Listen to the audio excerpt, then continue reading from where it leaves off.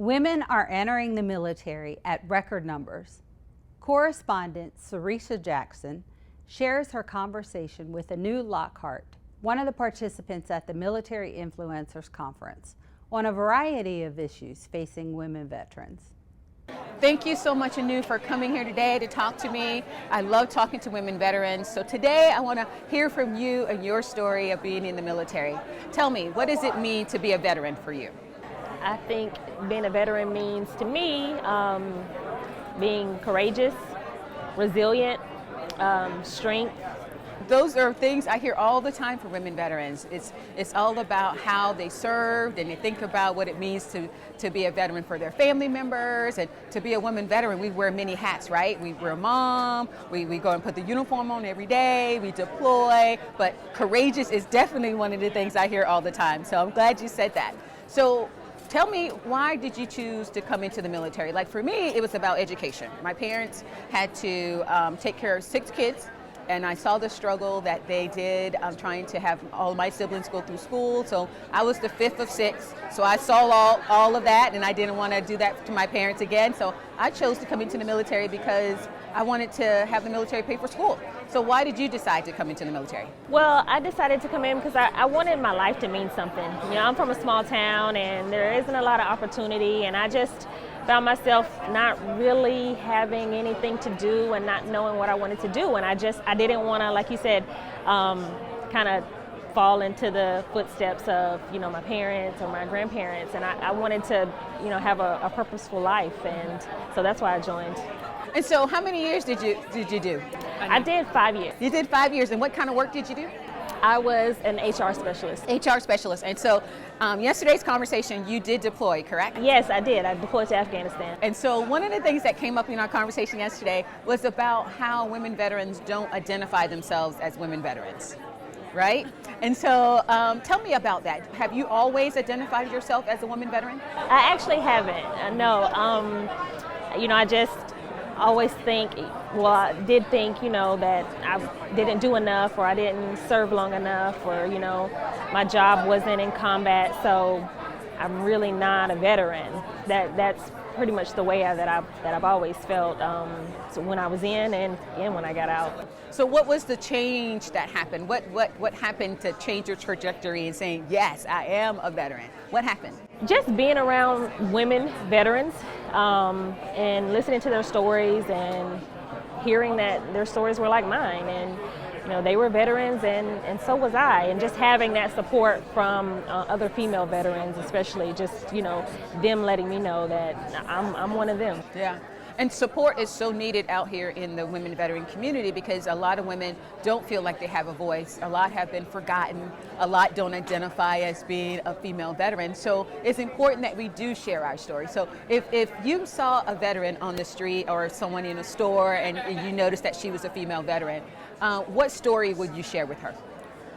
You know, I would just share with her the story of me being a mom in the military, dual military family, you know, and, you know, just how tough it was and how I got through it, you know, and where I'm at today, and even all the obstacles that I faced, just I've made it through, and I'm here, and I'm planning to be better today and next year and throughout my entire life. And I think it's important for women veterans to know that, you know, being in the military, I did 23.5 years and 14 days, that, you know, it wasn't all sweet.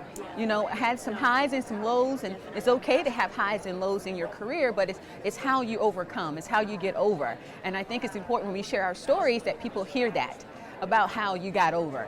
And when people share their stories, then you know you're not the only one. So how has that changed your life when these women started coming into your space, you start hearing their stories?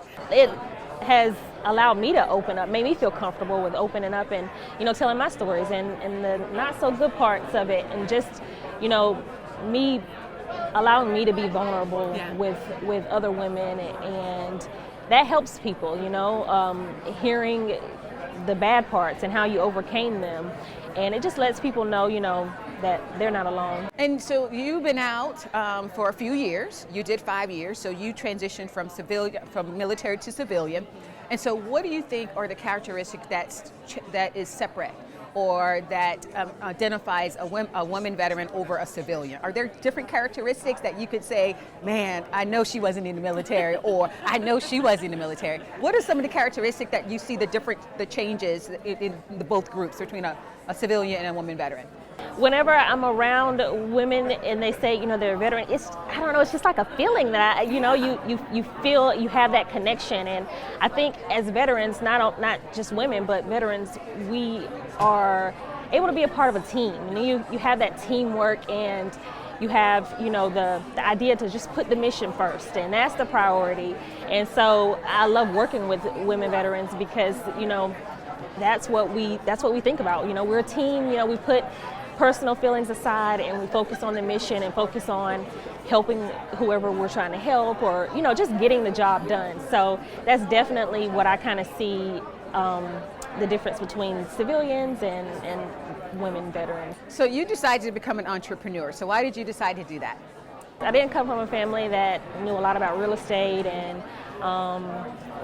no one had ever really bought a home. And so I, of course, PCSing and seeing, how sometimes soldiers are taken advantage of, and we have to have somewhere to stay. I wanted to be there to give soldiers that resource and that guidance. Now that I've started to connect with veterans, it's just brought, my drive and my passion, made it stronger, because, I see these women and entrepreneurship and how they want to help the community, and it makes me, want to do it even more now. So in the beginning, I would say it wasn't the reason I started, but it's definitely the reason why I keep going. Awesome. So if you were to see a woman veteran on the street or in this conference, what tidbits or little golden nuggets will you tell her for her to live her best life or be successful? What would be some of the things you would tell her to do?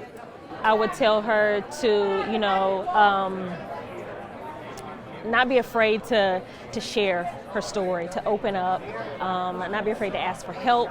I think sometimes being in the military, we kind of get to where we have to be strong, right? And we can't be vulnerable, and so we kind of carry that with us to the civilian world. And it's good to open up, and it's good to be vulnerable and to ask for help. So that's what I would tell her. Okay, last question. This is a fill-in-the-blank type of question. I am a female veteran, and complete the statement. I am a female veteran, and I'm a mom, an entrepreneur, and I'm always going to be a soldier. Nice. I love it. Thank you so much for being here today. Thank you for having me.